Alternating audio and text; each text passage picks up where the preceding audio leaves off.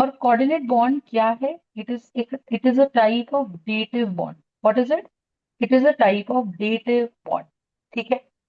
तो जब हम कोऑर्डिनेट बॉन्ड की बात करते हैं उसका एक और नाम क्या है? डेटिव बॉन्ड या सेमी आयोनिक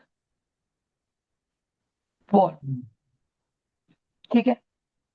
yes, तो अब आप बताओ क्या करोगे? देखो, जब हम कोऑर्डिनेट बॉन्ड की बात करते हैं ये होता कैसे है कि जब मेरे पास एक एलिमेंट ए है और एक एलिमेंट बी है, ठीक है, तो एक एलिमेंट ए के पास तो दो इलेक्ट्रॉन्स हैं पर बी के पास एक भी इलेक्ट्रॉन नहीं है। तो जब ए के पास एक इलेक्ट्रॉन है और बी के पास एक भी इलेक्ट्रॉन नहीं है तो होगा क्या कि मैम कोवलेंट बॉन्ड तो बनाना है ना। कोवलेंट बॉन्ड कैसे बनता है लॉजिकली बताओ। देखो, एच का एक इलेक्ट्रॉन, एच का एक इलेक्ट्रॉन है ना। क्या yes, ma'am. हाइड्रोजन का एटॉमिक नंबर 1 है? तो पहली बात तो हमको एक इंपॉर्टेंट सीरीज आनी चाहिए जो हम 9th से पढ़ रहे हैं। Hydrogen, helium, lithium, beryllium, boron, carbon, nitrogen, oxygen, fluorine, neon. पढ़ रहे हैं कि नहीं पढ़ रहे? Yes, then ma'am. We have sodium, magnesium. तो आप ही मुझे बताओ, this is coming at number 1, this is coming at number 2, this is coming at number 3, number 4, number 5, number 6, number 7, number 8, number 9, number 10, number 11 and number 12। तो basically ये है क्या? 1 2 3 4 5 6 7 8 9 10 11 12। तो ये इसके प्रोटॉन्स हैं। एम आई राइट और नॉट? तो हम यहाँ से क्या बोलते हैं कि इसका एक प्रोटॉन इसके एक इलेक्ट्रॉन के बराबर है, इसके दो प्रोटॉन इसके दो इलेक्ट्रॉन के बराबर है। क्यों ऐसा बोल रहे हैं? क्योंकि हीलियम इज इलेक्ट्रिकली न्यूट्रल। बात समझ में आती है? तो Yes, अगर मैं ये बोलती हूँ ना कि एक इलेक्ट्रॉन का चार्ज -1.602 इंटू 10⁻⁻19 कूलम है और वहीं एक प्रोटॉन का चार्ज +1.602 इंटू 10⁻⁻19 कूलम है, तो ये क्या है? आप बताओ। ये हमारे इलेक्ट्रॉन और प्रोटॉन के बेटा एब्सोल्यूट चार्जेस है। क्या है? Absolute charges. एब्सोल्यूट चार्जेस का मतलब होता है कि भाई अगर मेरे पास जितना चार्ज एक इलेक्ट्रॉन का है उतना ही चार्ज हमारे पास एक प्रोटॉन का है। कंसेप्ट समझ में आ रहा है?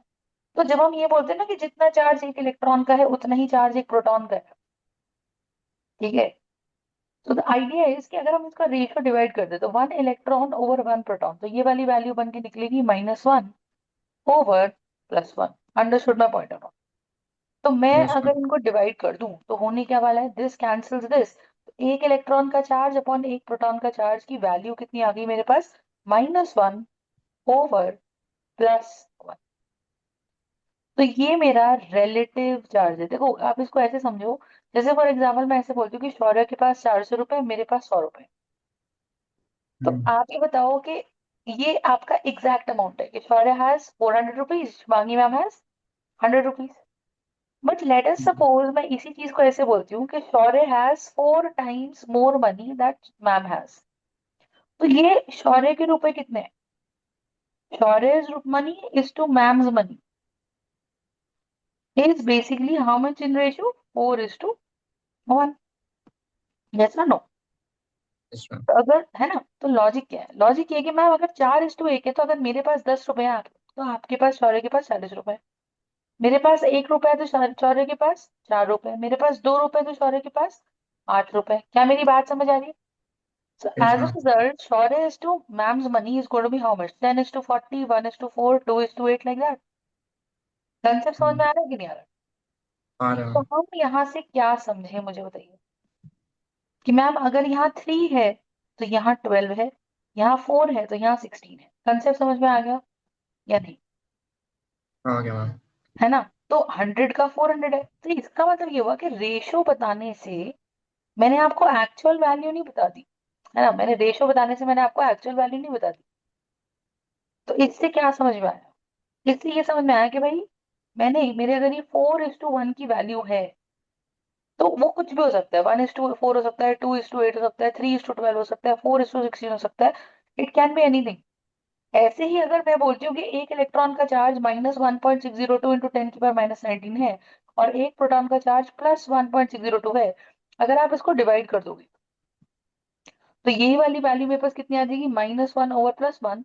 तो डिवाइड करने से मुझे ये समझा कि जो वैल्यू इलेक्ट्रॉन के चार्ज की है वही वैल्यू प्रोटॉन के चार्ज की भी है। बट द पॉइंट इज, क्योंकि वो वैल्यूज हमारी सेम है, जो वैल्यूज इलेक्ट्रॉन के चार्ज की है वही वैल्यू हमारे प्रोटॉन के चार्ज की है, तो इसका मतलब बस साइन अलग अलग है, इलेक्ट्रॉन का साइन माइनस है, प्रोटॉन का साइन प्लस है। तो यहां से दो बातें समझी, इलेक्ट्रॉन एंड प्रोटॉन का जो हम -1 और +1 लेते हैं ना, वो क्या बताता है कि अगर इलेक्ट्रॉन का चार्ज -1 है तो प्रोटॉन का चार्ज भी +1 है। ये हमारे बेटा कौन से चार्जेस हैं? ये हमारे रिलेटिव चार्जेस हैं। Are you understanding my point? Yes ma'am. ये हमारे रिलेटिव चार्जेस हैं। इज द कॉन्सेप्ट क्लियर और नॉट? और अगर ये हमारे रिलेटिव चार्जेस हैं तो इसका क्या मतलब है बताइए? अगर ये हमारे रिलेटिव चार्जेस हैं तो इसका मतलब क्या है कि अगर 10 प्रोटॉन्स हैं और 10 ही इलेक्ट्रॉन्स हैं, तो एक इलेक्ट्रॉन का चार्ज -1 तो 10 इलेक्ट्रॉन्स का चार्ज -10, और एक प्रोटॉन का चार्ज +1 तो 10 प्रोटॉन्स का चार्ज +10, तो नेट चार्ज 0। बोलो है ना? कॉन्सेप्ट समझ में आ रहा है कि नहीं आ रहा? Yes ma'am. तो यहां से हम लॉजिकली क्या समझे कि भाई मैम, अगर हम मेरे कार्बन का एटॉमिक नंबर 6 है, मतलब 6 protons is equal to 6 electrons है, और क्योंकि ऐसा है तो एक प्रोटॉन का चार्ज +1 तो 6 प्रोटॉन का चार्ज +6, एक इलेक्ट्रॉन का चार्ज -1 तो 6 इलेक्ट्रॉन्स का चार्ज -6, तो नेट चार्ज 0। 7 प्रोटॉन्स में क्या हो रहा है? 7 protons is equal to 7 electrons, एक प्रोटॉन का चार्ज +1 तो 7 प्रोटॉन्स का चार्ज +7, एक इलेक्ट्रॉन का चार्ज -1 तो 7 इलेक्ट्रॉन्स का चार्ज -7, तो नेट चार्ज मेरा कैसे आ गया बेटा? 0। और नेट चार्ज 0 आने का मतलब क्या है? नेट चार्ज 0 आने का मतलब मुझे बताइए क्या है? कि नेट चार्ज अगर 0 है तो इवेंचुअली हम बोलेंगे कि nitrogen is atomic number, nitrogen का एटॉमिक नंबर इस तरह। कंसेप्ट समझ में आ गया कि नहीं? Yes ma'am. तो आप मुझे एक लॉजिकली सिंपल सी चीज बताओ कि we have oxygen, we have fluorine, we have neon, sodium, magnesium, जिसमें जो इसका एटॉमिक नंबर है, what is the first definition of atomic number? It is the number of protons, and number of protons in an atom is equal to the number of the electrons. Concept समझ में आया? Yes तो ma'am. अब आप ये समझो कि जब हम कॉन्फ़िगरेशन लिखते हैं, है ना, तो जब हम कॉन्फ़िगरेशन लिखते हैं तो हमें सबसे पहले कॉन्फ़िगरेशन आनी चाहिए, जैसे किसकी? डी ब्लॉक एलिमेंट्स पढ़ रहे हैं तो हमें डी ब्लॉक एलिमेंट्स में ये पता होना चाहिए कि कैसे लिखी जाती है उनकी कॉन्फ़िगरेशन। वो आती है शौर्य को लिखनी, 1s2 2s2 2p6 3s2, ये सब आता है शौर्य को लिखना? एक बार बताइए। बता दो। अच्छा ठीक है, तो इतना समझ में आया। अब बात समझो, अब बात समझो, अब होता क्या है हमारे पास। अब कोवेलेंट बॉन्ड क्या होता है? What is covalent bond? अब इसको लॉजिकली समझना, ठीक है? What is covalent bond? And coordinate bond is a type of covalent bond, ठीक है? तो कोवेलेंट बॉन्ड में क्या होता है? इक्वल शेयरिंग होती है। जैसे फॉर एग्जांपल मैंने ऐसे बोला कि मेरे पास ना हाइड्रोजन है ना, और जैसे फॉर एग्जांपल ऑक्सीजन है, तो ऑक्सीजन का एटॉमिक नंबर 8 है, तो कॉन्फ़िगरेशन 2 6 है। तो अगर ऑक्सीजन का एटॉमिक नंबर 8 है और कॉन्फ़िगरेशन 2 6 है, तो वो क्या करेगा? वो 2 इलेक्ट्रॉन्स गेन करेगा, हाँ या ना? Yes ma'am. वो 2 इलेक्ट्रॉन्स गेन करेगा। तो मैं ये सिंपल सी बात बोल रही हूँ कि अगर ऑक्सीजन 2 इलेक्ट्रॉन्स गेन करेगा, so the idea here is what, कि भाई क्यों गेन करना चाहता है? क्योंकि उससे के और एल शेल का, एल शेल भर जाती है, L shell gains its octet. बोलो है ना? Yes ma'am. L shell gains its octet. Are we understanding this point? तो अगर यस हम ये मैम। बोलते हैं कि L shell gains its octet, तो वो कैसे गेन करती है एल शेल अपना ऑक्टेट गेन? 2 इलेक्ट्रॉन्स गेन करके। अब आप ये समझो, एक आपका फ्रेंड है जिसको, जो ऐसा है कि जब आपको हेल्प चाहिए वो आराम से आपकी हेल्प कर देता है और रिटर्न में आपसे कुछ नहीं मांग रहा। तो वो कौन हम्म। है? वो मेटल टाइप का फ्रेंड है। मेटल टाइप का फ्रेंड मतलब कि बाहर से सख्त है पर अंदर से सॉफ्ट है, जब तुमको जरूरत पड़ेगी तुमको पैसे निकाल के दे देगा। लेकिन एक होता है कोवलेंट बॉन्ड, उसमें क्या है कि वो बिल्कुल प्रैक्टिकल सेल्फिश दुनिया है, कि अगर तुम मेरे लिए कुछ करोगे तभी मैं तुम्हारे लिए कुछ करूंगा, अगर तुम मेरे लिए कुछ नहीं करोगे तो मैं तुम्हारे लिए कुछ भी नहीं नहीं करूंगा। कर। तो उसमें क्या है कि ऑक्सीजन को बॉन्ड, तो कोवलेंट बॉन्ड जो है ना, वो बेसिकली दो सेल्फिश लोगों के बीच में बॉन्ड बन रहा है, दोनों नॉन मेटल्स के बीच में। A bond between two non metals is called as a covalent bond. You understand? A bond between two nonmetals is called as a covalent bond. तो अगर दो नॉनमेटल्स के बीच का बॉन्ड कोवलेंट बॉन्ड है, ठीक है, तो दैट इज द पॉइंट कि the bond between two nonmetals is actually a covalent bond. बात समझ नहीं? तो अगर दो नॉनमेटल्स के बीच का bond is a covalent bond, तो इसका क्या मतलब है बताइए? कि मैम एक ऑक्शन बैठा है। अब आप ऐसे समझो, जैसे फॉर एग्जाम्पल मान लो मुझे 1 लाख रुपए की जरूरत है और मेरे पास ना 80,000 रुपए पड़ा हुआ है। मैं ए हूँ और मेरा फ्रेंड जो है बी, वो बहुत एक्सट्रीमली रिच है। वो बहुत ही एक्सट्रीमली रिच है। सो द पॉइंट इज कि अगर मेरा फ्रेंड एक्सट्रीमली रिच है तो मैं, अब देखो दो तरीके हैं, या तो मैं जाके उसको बोलूँ कि भाई मेरे को 20,000 रुपए की जरूरत है, दे दे, तो वो तो ऐसा लगेगा भीख मांग रही जाके। बट दूसरा तरीका क्या हो सकता है? दूसरा तरीका ये होगा कि यार मैं उसको बोलूँ कि देख यार, एक ना इन्वेस्टमेंट करनी है और मैं भी 20,000 डाल रहा हूँ, तो तू भी 20,000 डाल दे, जब प्रॉफिट होगा तो आधा आधा। ऐसे में जाके मैंने उसको उसका फायदा दिखाया, रादर देन सेइंग कि भाई मेरे को 20,000 रुपए दे दे। जब मेरे को कितने की जरूरत थी, मुझे 20,000 रुपए की जरूरत थी ना, तो मैंने उसको ऑफर भी 20,000 का ही दिया। क्यों? क्योंकि मैं भी नॉन मेटल हूँ, सेल्फिश हूँ, बी भी नॉन मेटल है, वो भी सेल्फिश है। दोनों इलेक्ट्रॉन्स गेन करना चाहते हैं, लूज कोई करना नहीं चाहता। What is the chemical definition of metal? Metal is an element which loses electrons. Metal is an element which loses electrons. Do you understand my point? yes And ma'am, non-metal कौन होता है? Non-metal is an element which gains electron. तो अगर going forward मैं आपसे पूछूं कि non metal कौन है, तो आप बोलोगे ma'am non metal is an element which gains electron. And what metal is? What metal is an element which loses electron. ठीक है। तो ए ने क्या करा? ए ने कहा यार मेरे पास 80,000 रुपए है, मैं उसमें से 20,000 रुपए निकालता हूँ और इसको ऑफर दे देता हूँ 20,000 का। क्यों दिया ए ने 20,000 का ऑफर? क्योंकि उसके फ्रेंड को ये पता है कि भाई अगर ये 20,000 डाल रहा है तो मैं भी 20,000 डालता हूँ, चीटिंग का कोई स्कोप ही नहीं है। अब यहाँ पे बीच में कितना रुपए इकट्ठा हुआ? 40,000 रुपया। उसमें से 20,000 तो एक ही था। तो उसमें से जब 80,000 में से 20,000 निकाल के उसने यहाँ डाले, तो यहाँ कितने रुपए बचे मुझे बताओ? यहाँ बचे 60,000 रुपए, है ना? yes ma'am, तो अब ए ने बोला कि ठीक है भाई, तूने 20,000 रुपए दे दिए, अब मैं इनको प्रॉफिट, मैं इनको बिजनेस में इन्वेस्ट कर देता हूँ और जो प्रॉफिट होगा वो मैं तेरे को लाके दे दूँ। तो आप मुझे बताओ, क्या एक तरीके से ए ने 40,000 में जब 60,000 में जब 40,000 रुपए ये जोड़े, 60,000 में से जब 40,000 रुपया ये जोड़ा, तो इसका क्या मतलब है मुझे बताइए? कि 20,000 अपना भी ले लिया और 20,000 बी से भी ले लिया, और एक तरीके से ए ने अपनी रिक्वायरमेंट 1 लाख रुपए की पूरी कर ली। कंसेप्ट समझ में आ रहा है कि नहीं आ रहा, बताइए। yes ma'am, तो मेरा कंसेप्ट यहाँ पे क्या है कि जब भी हम कोवलेंट बॉन्ड की बात करते हैं, ठीक है, तो कोवलेंट बॉन्ड में क्या चीज है? यही चीज है कि अगर मैं बोल रही हूँ ऑक्सीजन, और ऑक्सीजन का एटॉमिक नंबर 8 है, हमें पता है atomic number is the number of protons. तो मैं अगर ये बोलती हूँ कि atomic number is the number of protons, तो इसका क्या मतलब है मुझे बताइए? कि मैम यहाँ पे 8 प्रोटॉन बराबर 8 इलेक्ट्रॉन है ना? अगर 8 प्रोटॉन बराबर 8 इलेक्ट्रॉन है, तो configuration is going to be 2 6, this is going to be K shell and this is going to be my L shell. Yes और नो? तो आप ये चीज बताओ कि अगर एक के शेल है और अगर एक एल शेल है, तो ये क्या कर रहा है? ये 2 इलेक्ट्रॉन्स गेन कर रहा है कि नहीं? और अगर ये 2 इलेक्ट्रॉन्स गेन करने हैं, अब वो कह रहा है एक को ये बैठा है, एक को ये बैठा है, इसके पास 1 2 3 4 5 6 6 इलेक्ट्रॉन्स है वैलेंस शेल में।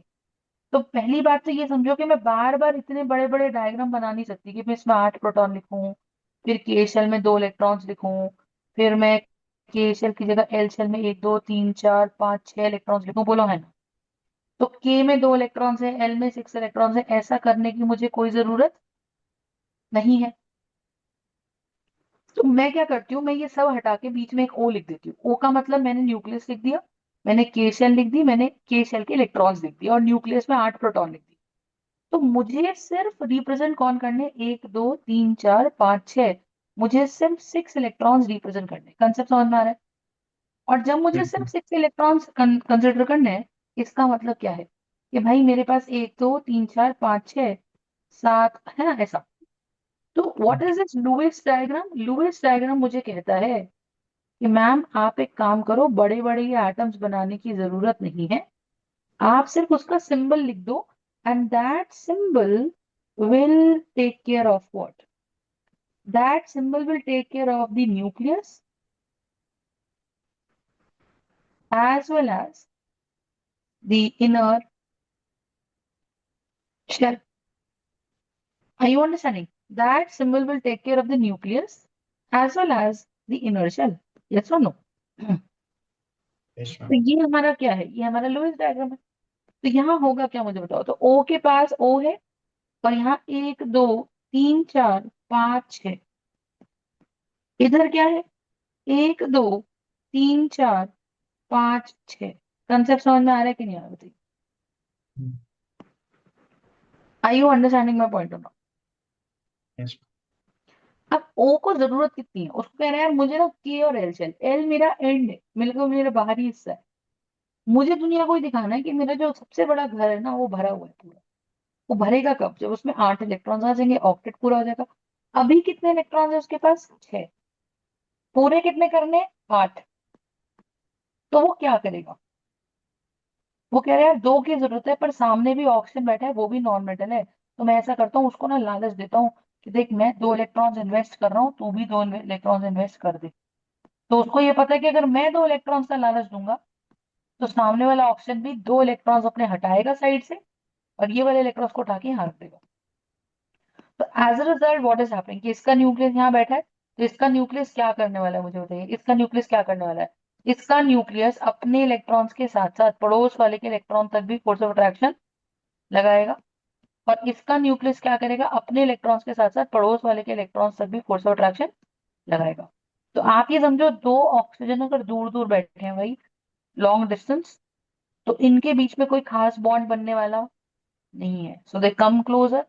वंस दे कम क्लोजर तो क्या हो सकता है कि ये इसके न्यूक्लियस के ऊपर फोर्स ऑफ अट्रैक्शन लगा रहा है, और जो दूसरा एटम है वो रेड वाला, वो अपने इलेक्ट्रॉन्स तो अट्रैक्शन कर ही रहा है, पर उसकी अट्रैक्शन बाहर जा रही है और ओ के इलेक्ट्रॉन्स पे भी अट्रैक्शन कर रही है। और ओ का ये हाल है कि भाई भले ही वो पैसा मेरा है कि नहीं, अगर बीच में डाल दिया तो फिर वो मेरा ही है। तो इसका मतलब अगर मेरा हाथ वहां तक पहुंच गया, मेरी अट्रैक्शन अगर वहां तक पहुंच गई भाई, सीधी सी बात है, तो मैं टेबल पे से वो पैसे उठा लूँ। सीधी सी बात। सो द आइडिया इज कि यहाँ पे भी वही कहानी है कि अगर मेरे पास एक ओ ये बैठा है और मेरे पास एक ओ ये बैठा है, तो 1 2 3 4 5 6, और 1 2 3 4 5 6। तो एज अ रिजल्ट इसका न्यूक्लियस यहाँ बैठा है, वो अपने इलेक्ट्रॉन्स के साथ साथ पड़ोस वाले के इलेक्ट्रॉन्स पे फोर्स ऑफ अट्रैक्शन लगा देगा। और इसका न्यूक्लियस यहाँ बैठा है, वो अपने इलेक्ट्रॉन्स के साथ साथ पड़ोस वाले के इलेक्ट्रॉन्स पे भी यहाँ पे फोर्स ऑफ अट्रैक्शन लगा देगा। और कितने पे लगाएगा? ओ का इलेक्ट्रॉन। ओ का इलेक्ट्रॉन अपने 6 पे तो अट्रैक्शन कर ही रहा है, पड़ोस वाले के 2 पे भी कर रहा है। और इसका क्या कर रहा है? अपने 6 इलेक्ट्रॉन पे तो अट्रैक्शन कर ही रहा है, पर इसके वाले पे भी कर रहा है। अभी अंडरस्टैंडिंग में पॉइंट। तो एज अ रिजल्ट Right, होना ma'am. क्या है? O double bond O. तो this is going to be my bond. तो एक इलेक्ट्रॉन इसका, एक इसका, that is going to be single bond. एक इलेक्ट्रॉन इसका, एक इसका, single bond. O double bond O. Are we understanding this point? Yes, ma'am. Any doubts in this? Just No, ma'am. Is it clear? So we have O double bond O. तो इसमें कितने electron share हुए common बीच में? 4 electrons are shared. और अब आप ये देखो कि ये हमारे पास क्या सीन है। हमारे पास सीन ये है कि मैम 1 2 3 4 5 6 7 8, और यहाँ क्या है? 1 2 3 4 5 6 और 7 8। तो इस ये जो बाउंड्री बना रही हूँ ब्लू वाली, ये बाउंड्री का मतलब क्या है? इसकी वैलेंस शेल। ये बाउंड्री का मतलब क्या है? इसकी वैलेंस शेल। और अगर इसकी वैलेंस शेल में 8 इलेक्ट्रॉन्स आ गए तो हम ये मान लेंगे कि भैया इसका ऑक्टेट कंप्लीट है। क्या मान लेंगे हम लोग? कि इसका ऑक्टेट कंप्लीट है। इज द कॉन्सेप्ट क्लियर और not? Just is the concept clear और नॉट? Yes, ma'am. फंडा समझ में आ रहा है? Yes, ma'am. So that's the idea. That's the idea. ठीक है। इज द कॉन्सेप्ट क्लियर और नॉट? जस्ट तो Yes, यहाँ ma'am. से होगा क्या कि जब हम डबल बॉन्ड की बात कर रहे हैं, तो अब आप देखो, जैसे फॉर एग्जांपल सिंगल बॉन्ड में बनता है, मैंने बोला एच और दूसरा एच, एक इलेक्ट्रॉन इस एच का। तो यहाँ क्या होने वाला है? एक एच यहाँ है और एक एच यहाँ है, तो एक इलेक्ट्रॉन इसका और एक इलेक्ट्रॉन इसका।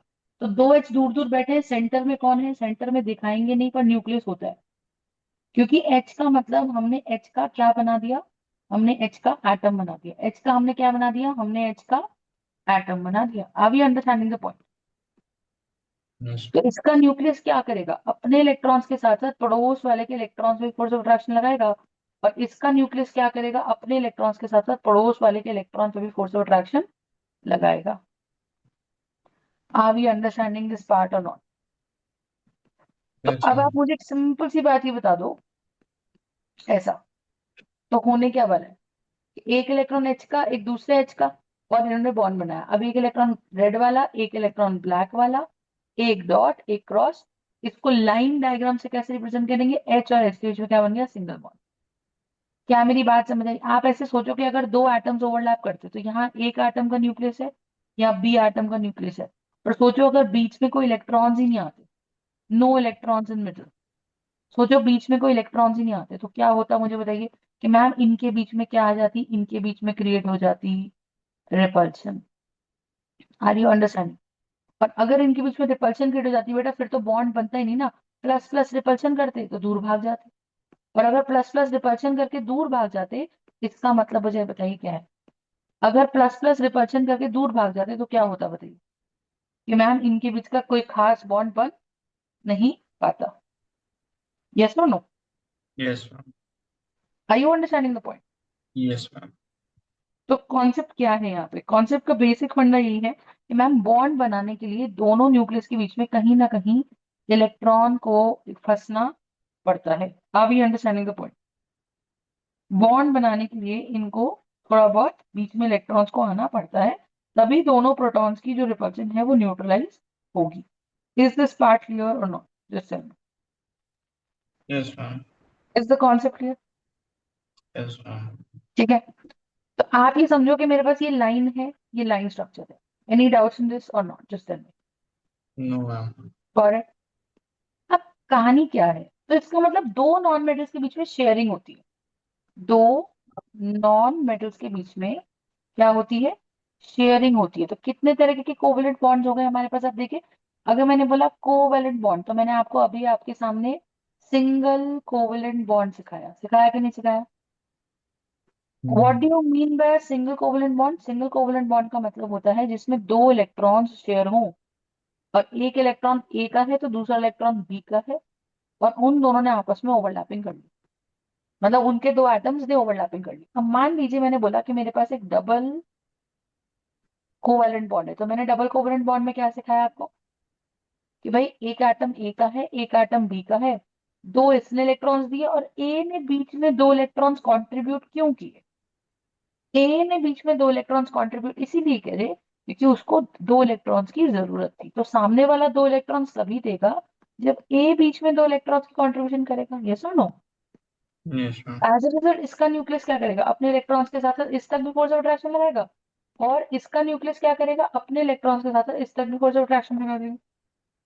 यस और नो? और फिर क्या होने वाला है कि एक इलेक्ट्रॉन ए का एक बी का बॉन्ड बन जाएगा। फिर क्या होने वाला है, एक इलेक्ट्रॉन ए का और बी का बॉन्ड बन जाएगा। बोलो हाँ या ना? Yes. Is this part clear? तो Yes. यहाँ से कहानी क्या है, that we are going to have a double covalent bond. Understood my point और not? So Hmm. We are going to Yes. Have a double bond B. Yes और no? Alright. Yes, ma'am. अब मैंने अगर ऐसे बोला आपको, मैंने क्या बोला, मैंने बोला triple covalent bond. Let's say I am saying this, क्या बोल दिया मैंने? Triple covalent bond. तो अगर मैं ऐसा बोलूं कि मेरे पास triple,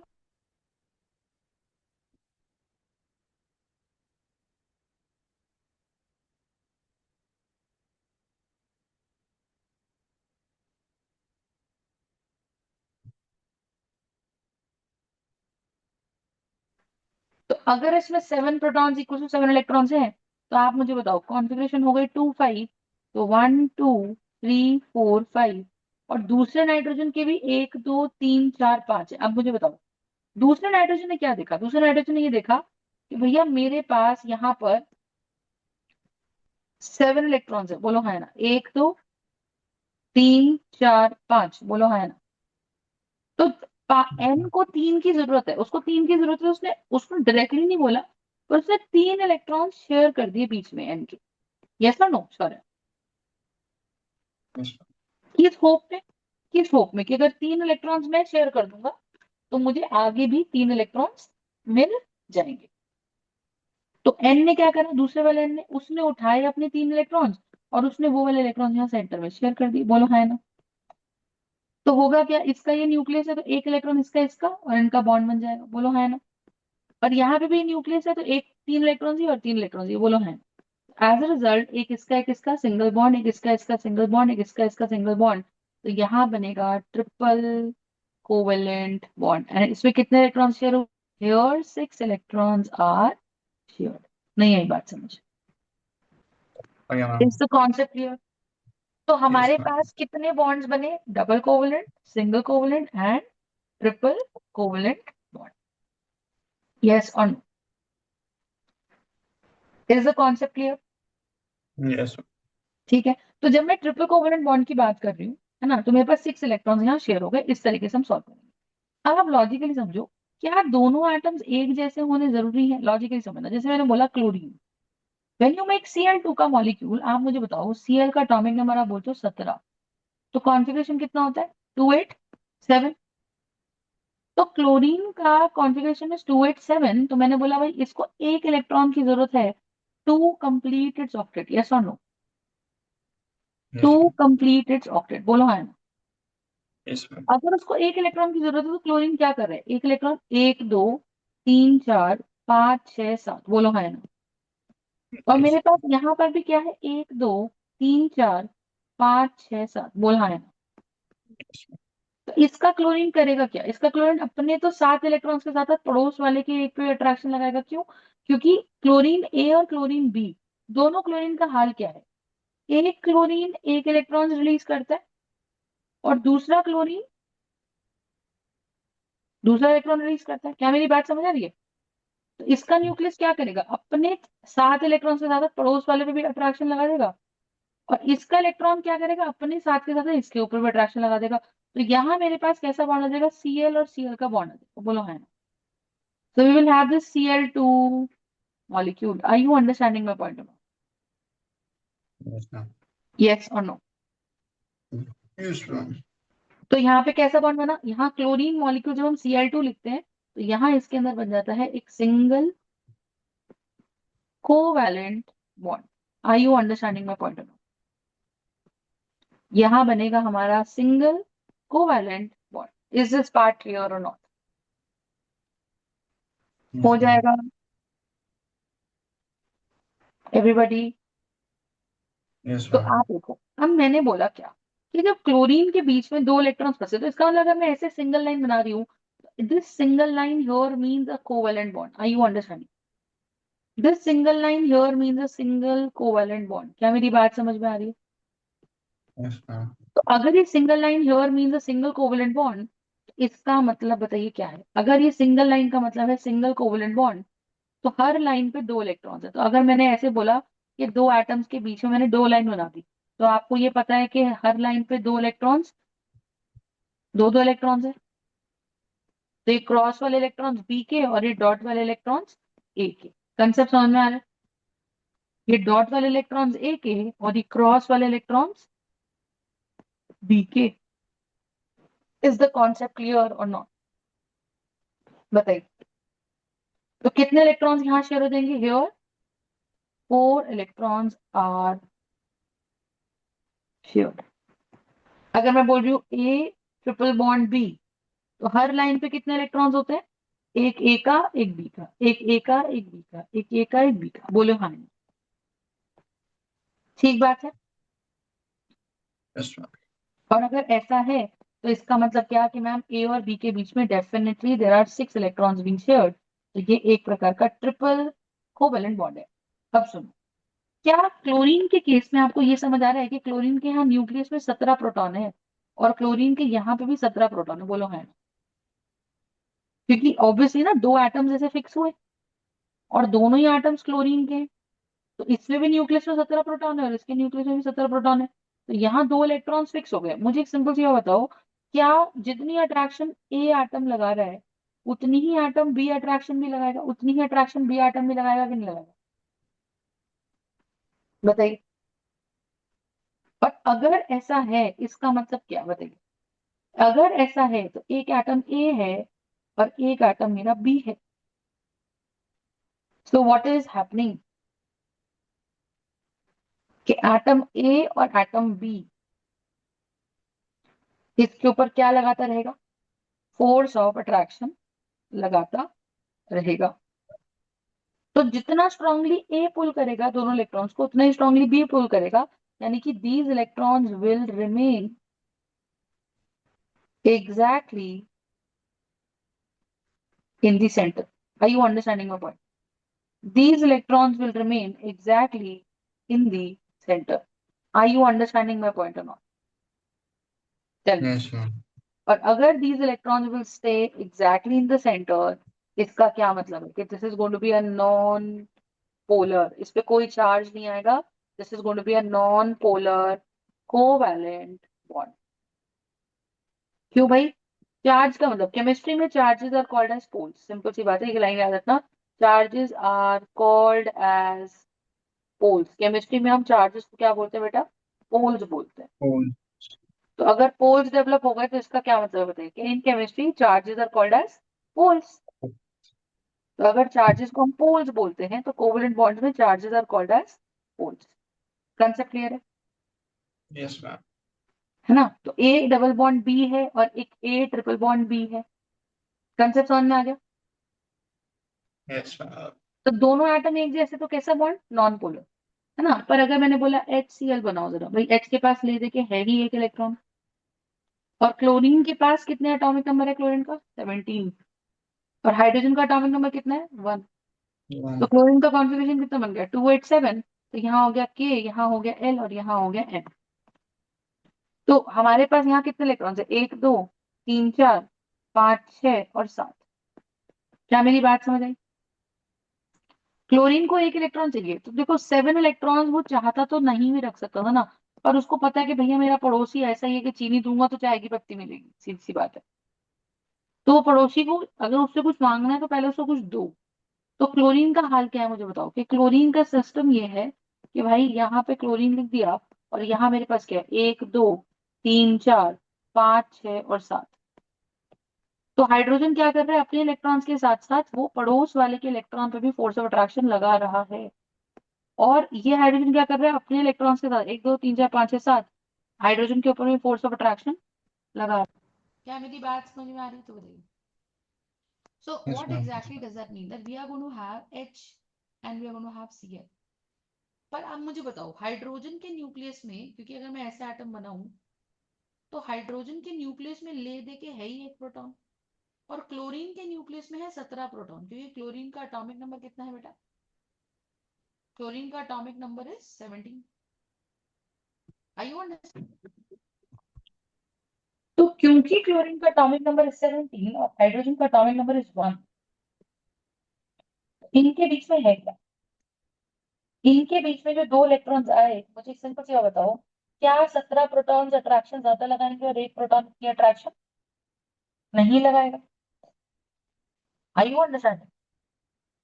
and as a result ये इलेक्ट्रॉन जब शेयर हो रहे थे तो बिल्कुल एग्जैक्टली सेंटर में थे। जब शेयर हो रहे थे तब तो एग्जैक्टली सेंटर में थे, बिल्कुल एग्जैक्टली द सेंटर। बट जब वो शेयर नहीं हो रहे थे, शेयर होने के बाद क्लोरीन ने लगाई फोर्स ऑफ अट्रैक्शन ज्यादा, तो वो इलेक्ट्रॉन्स किसकी तरफ चले गए? वो इलेक्ट्रॉन्स चले गए क्लोरीन की तरफ। और H पे कैसा चार्ज आ गया बताइए? पॉजिटिव। और Cl पे कैसा चार्ज आ गया बताइए? That is going to be a negative charge. क्या मेरी बात समझ में आ गई या नहीं बताइए? इज दिस पार्ट क्लियर और नॉट? तो H पे कैसा चार्ज आ गया? H positive. और Cl पे कैसा चार्ज आ गया? Delta negative. Is it clear और not? Just tell me. Got it? अब क्या होगा कि क्लोरीन ने अपना डॉट वाला इलेक्ट्रॉन तो खरीद खींच लिया, हाइड्रोजन का क्रॉस वाला इलेक्ट्रॉन भी खींच लिया। क्या मेरी बात समझ में आई? जब दो इलेक्ट्रॉन्स बीच में शेयर होते तो क्रॉस वाला तो था ही क्लोरीन का, डॉट वाला हाइड्रोजन का था। और डॉट वाला इलेक्ट्रॉन भी शेयर हो गया।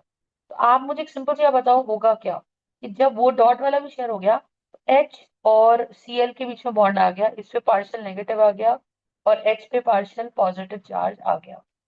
इज दिस पार्ट क्लियर और नॉट? जस्ट तो मुझे यहां से क्या समझ में आएगा बताइए? बताइए कि अगर ऐसा हो गया, है ना। अगर ऐसा हो गया, इसका सिंपल मतलब क्या है कि we are going to have this HCl का बॉन्ड, और क्योंकि हमारे पास ये HCl का बॉन्ड है, तो इसमें क्योंकि क्लोरीन ने अपना इलेक्ट्रॉन तो पुल कर ही लिया, क्लोरीन ने क्या किया है, अपना इलेक्ट्रॉन तो पुल कर ही लिया, H का भी अपनी तरफ खींच लिया, तो H को ऐसी फीलिंग आ रही है कि जो मेरा एक इलेक्ट्रॉन था वो चला गया। और जब कोई भी एलिमेंट इलेक्ट्रॉन लूज करता है, जब भी कोई एलिमेंट इलेक्ट्रॉन लूज करेगा, मुझे सिंपल क्या बताओ, इलेक्ट्रॉन लॉस का मतलब क्या है, उस पे कैसा चार्ज आता है Shaurya, positive. Are you understanding और नॉट, जस्ट यस और no, am I audible, are you understanding, Yes, ma'am. Yes, ma'am. है ना। तो इलेक्ट्रॉन लॉस हो गया, जैसे तू लॉजिकली समझ के मान ले किसी के पास 11 प्रोटॉन बराबर 11 इलेक्ट्रॉन है, तो सोच उसने एक इलेक्ट्रॉन लूज कर दिया, छोड़ दिया उसने अपना एक इलेक्ट्रॉन, तो कितने इलेक्ट्रॉन्स बचे उसके पास, 10। और प्रोटॉन्स को तो कुछ नहीं होता, क्योंकि प्रोटॉन्स तो न्यूक्लियस में रहते हैं, तो न्यूक्लियस से तो ना कोई चीज आती है, और न्यूक्लियस में ही ना ही कोई चीज जाती है, यस और नो। Yes, तो ma'am. हमारे पास 11 प्रोटॉन्स हैं और हमारे पास 10 इलेक्ट्रॉन्स हैं। तो मैं यहाँ पे ये समझाने की कोशिश कर रही हूँ आपको कि भाई 11 प्रोटॉन्स का चार्ज कितना, +11, और 10 इलेक्ट्रॉन्स का चार्ज कितना, -10, तो नेट चार्ज कितना, नेट चार्ज +1, बोलो है ना।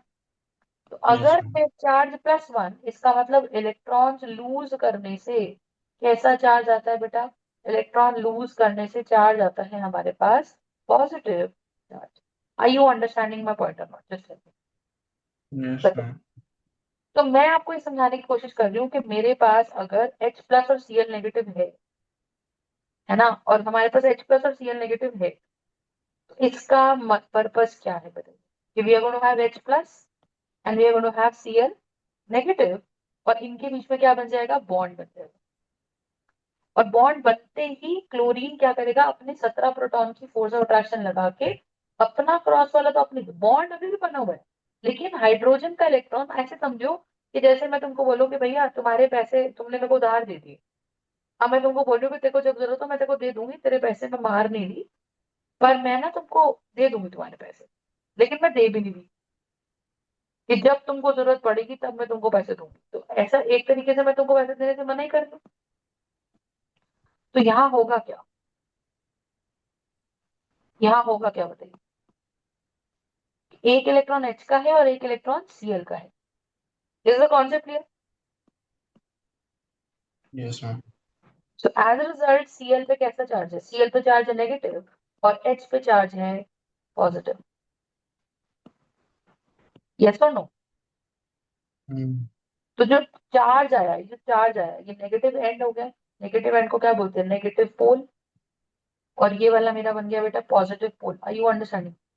तो जब मेरे पास नेगेटिव पोल या पॉजिटिव पोल बन गया, तो हम इसे क्या बोलेंगे, हम इसे बोलेंगे this is going to be my polar compound. Is this clear और नॉट, जस्ट यस और नो। Yes, ma'am. ठीक है। तो यहां से हमें समझ में आना चाहिए कि कोवेलेंट बॉन्ड कैसे होते हैं, अगर दोनों एटम सेम टाइप के हैं, तो ये मेरे बनेंगे पोलर कोवैलेंट बॉन्ड, और एक मेरे पास बनेगा क्या यहाँ पे, एक मेरे पास यहाँ पे बनेगा non polar covalent bond. Is this part clear और नॉट, जस्ट एक बनेगा पोलर कोवैलेंट बॉन्ड, और एक बनेगा मेरे पास non polar covalent bond. Understood my point और नॉट, जस्ट Yes, ma'am. ठीक है। तो नॉन पोलर में दोनों एटम्स एक जैसे, दोनों के अंदर नंबर ऑफ प्रोटॉन्स बिल्कुल सेम, तो जितनी फोर्स ऑफ अट्रैक्शन ए लगाएगा उतनी ही बी भी लगाएगा, तो ए और ए के बीच का बॉन्ड। लेकिन पोलर में मतलब एक एटम एक है तो एक एटम बी है, that is going to be my polar covalent bond. Understood my point और नॉट, जस्ट Yes, ma'am. ठीक है। तो हमारे पास एक होता है पोलर कोवैलेंट बॉन्ड और एक होता है हमारे पास non polar covalent bond. Is this part clear और नॉट, जस्ट Yes, ma'am. ठीक है। So this is the idea, so this is the idea. तो मैं कहा जी ठीक है, बहुत सी बात है, कोवैलेंट बॉन्ड आ गया, पोलर कोवैलेंट बॉन्ड आ गया, और नॉन पोलर कोवैलेंट बॉन्ड आ गया, कंसेप्ट क्लियर है। Yes, ma'am. अब आप लॉजिकली सोचो क्या, लॉजिकली हमने बनाया स्ट्रक्चर HF का, ठीक है, तो covalent bond I think is clear, now what happens is, कभी कभी ऐसे होता है यार कि मेरे पास ना दो इलेक्ट्रॉन्स है और ये बी है। अब मैं मान लो मैं एक ऐसा दोस्त हूँ जिसके पास थोड़े से पैसे की कमी है, और बी एक ऐसा आदमी है जो ये बोलता है कि भाई मैं हूं तो रिच, ठीक है, या मैं अपने फ्रेंड के पास गई और ये मेरा फ्रेंड जो है ना थोड़ा सा पुअर है, सुदामा टाइप का आदमी है। कृष्ण का फ्रेंड था ना सुदामा, हाँ, वही यस मैम। कृष्ण टाइप का। कृष्ण तो वही रिच पर्सन, खूब पैसे है उनके पास। अब ए को ये लग रहा है कि यार मुझे बॉन्ड तो बी के साथ बनाना है, but B has no electron at all. B share कैसे करेगा? नॉर्मली क्या होता है, ए के पास एक इलेक्ट्रॉन, बी के पास एक इलेक्ट्रॉन, बी भी पास आया ए भी पास आया, और पास आके दोनों ने क्या कर दिया, अपने अपने इलेक्ट्रॉन्स के ऊपर फोर्स ऑफ अट्रैक्शन लगा दी। यस और नो? अपने अपने इसके हम्म। ऊपर फोर्स ऑफ अट्रैक्शन लगा दी। तो हमने कहा जी ठीक बात है, बहुत बढ़िया। लेकिन मैं एक सिंपल सी बात बोल रही हूँ कि एक एटम ए का है और एक एटम बी का है। यस और नो? एक एटम ए का है और एक एटम हमारा बी का है। तो होगा क्या कि A and B, B poor है और ए रिच है। ए के पास दोनों इलेक्ट्रॉन्स हैं, बी के पास शेयर करने के लिए एक भी इलेक्ट्रॉन नहीं है। So B here is going to behave like an acceptor. वो क्या बोल रहे हैं बी, भाई मेरे पास इलेक्ट्रॉन्स तो है नहीं, पर अगर मुझे कोई इलेक्ट्रॉन दे देगा, अगर मुझे कोई इलेक्ट्रॉन दे देगा तो हाँ तब डेफिनेटली मैं उसके साथ बॉन्ड, मतलब ए के पास एक इलेक्ट्रॉन, बी के पास और भी कोई इलेक्ट्रॉन नहीं है, तो शेयरिंग होते समय क्या होने वाला है, ए का इलेक्ट्रॉन न्यूक्लियस क्या करेगा, ए अपना एक क्रॉस वाला इलेक्ट्रॉन बी को दे देगा। कहते हैं, चल तेरे पास शेयर करने के लिए नहीं है, मैं तुझे अपना एक इलेक्ट्रॉन दे देता हूं। अब देखो बी हैज गेन्ड इलेक्ट्रॉन, तो गेन करने पे कैसा चार्ज आता है बताइए, 17 प्रोटॉन बराबर 17 इलेक्ट्रॉन है मान लो, और कोई एलिमेंट इलेक्ट्रॉन गेन कर ले तो उसमें कितना देगा, 17 proton not equal to 18 electron. Electron हो गए 18। तो अगर प्रोटॉन है 17 और इलेक्ट्रॉन है 18, तो एक प्रोटॉन का चार्ज +1, तो 17 प्रोटॉन का चार्ज +17, एक इलेक्ट्रॉन का चार्ज -1, तो 18 इलेक्ट्रॉन का चार्ज -18, तो नेट चार्ज -1। एम आई राइट और नॉट? तो अगर मेरे पास ऐसा है कि नेट चार्ज -1, तो अब मुझे एक लॉजिकली चीज बताओ कि एक इलेक्ट्रॉन ए का और एक इलेक्ट्रॉन मेरे पास बी का है ना, तो क्या होगा कि इसका न्यूक्लियस अपने इलेक्ट्रॉन के साथ साथ बी के साथ भी बॉन्ड बना लेगा। पर आप मुझे एक बात बताओ, क्या ये क्रॉस वाला इलेक्ट्रॉन बी का ही था, या ये क्रॉस वाला इलेक्ट्रॉन भी ए ने ही बी को दिया था? बताइए, ये क्रॉस वाला इलेक्ट्रॉन ए ने ही बी को दिया था। तो ए पे कैसा चार्ज आ गया, पॉजिटिव, और बी पे कैसा चार्ज आ गया मुझे बताइए, नेगेटिव। यस और नो? ए यस पे कैसा चार्ज आ गया मुझे बताइए, पॉजिटिव, और बी पे कैसा चार्ज आ गया मुझे बताइए, नेगेटिव। मैम। तो as a result nucleus of B क्या करेगा, अपने इलेक्ट्रॉन के साथ साथ ए पे भी फोर्स ऑफ अट्रैक्शन लगा देगा। बात समझ में आई कि नहीं? Yes ma'am. तो क्या होने क्या वाला है मुझे बताओ, यहाँ डेल्टा पॉजिटिव है और यहाँ डेल्टा नेगेटिव है।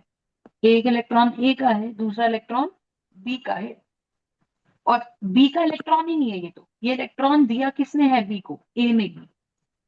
पर क्योंकि B had no electron to share, B had no electron to share, B के पास कोई भी इलेक्ट्रॉन नहीं था क्या करने के लिए, टू शेयर। और ए के पास तो बहुत सारे इलेक्ट्रॉन थे, A had lot of electrons to share. अब बॉन्ड उसको बी के साथ मजबूरी हो गई किसी कंडीशन में कि भाई बी के साथ ही बॉन्ड बनाना है, तो कैसे बनाएगा वो, ए को, ए अपना एक इलेक्ट्रॉन बी को उठा के दे देगा।